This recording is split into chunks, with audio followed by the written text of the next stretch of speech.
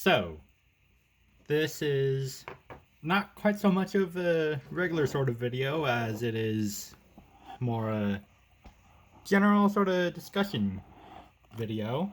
And I'm also trying out a new desktop tripod so that then I don't have to set up the full tripod. But anyway, yeah. As I dove into the world of Nugget tier Alliance Semiconductor graphics chips, I came across a small discovery. So these two cards here are from Philips and Expert Color respectively. You can see the Expert Color branding there. And well, they are incredibly similar, not only to each other, but also this third seemingly no-name card that just has AT24 Pro Motion on it in the silkscreen. And also, it's the AT3D that I accidentally tore some pads on. I am still waiting for the replacement pad strips to come in for repair, but either way, for whatever reason, this Philips card has an identical PCB layout to this AT3D card that is supposedly actually for an AT24. And in fact, as you might have seen written on the box in the sticky note, this card from Philips does actually have an AT24 on it. This Expert Color card, on the other hand, has a 6422 from Alliance, which is the predecessor to the AT series.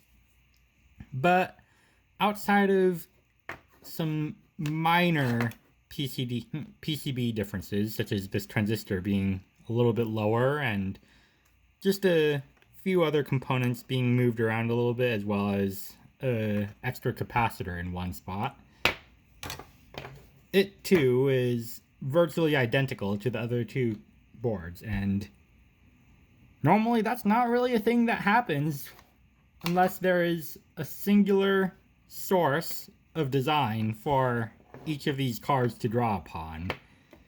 So my theory is that one of a certain number of possible cases could have occurred. The first possible case is that the Philips card may have been, say, a first-party design, and that this card, which has a date code of September 23rd, 1996, but has chips labeled 1997 as their date codes. There, that's not the date code. 9707. This card may have been phased out as it became outdated, and for whatever reason, maybe there was like a spare stock of PCBs left over without silkscreen on them, and so they were just recycled and used for these no-name cards that just cobbled together with whatever was remaining. The second idea is that potentially it was in the reverse, where some no-name OEM brand, company, whatever, made and manufactured these cards, and then Philips and Expert Color bought up some stock, and in the case of Philips especially, made a custom video BIOS, as well as supplied their own branded drivers with the card, as well as, putting a metal heat spreader on the chip. Because despite being as low power in terms of actual rendering capability that the Alliance chips are, they do generate quite a bit of heat. So it is understandable, at least to me, why Philips would at least put a heat spreader on it. And this thing still has its protective plastic coating even, though it's starting to come off. Let's see. I had my thoughts compiled in like a Discord post. Give me a sec. Okay, never mind. The post I had that compiled my thoughts was actually in a community post on YouTube, not on Discord. So, yeah, those are two of the potential ideas.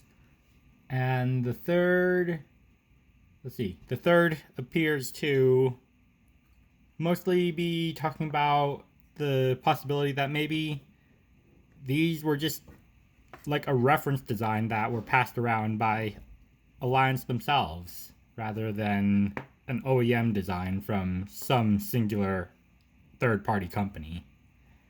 But yeah, it's still weird that two different companies and then a third completely unknown third party that, you know, doesn't really have any kind of branding outside of that made almost identical cards. And I don't really have much else to say. I'm still trying to, I guess, not really trying to actively anymore, but figure out why this is.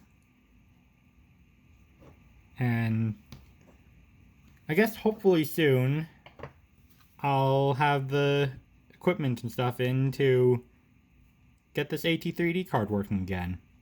Hopefully.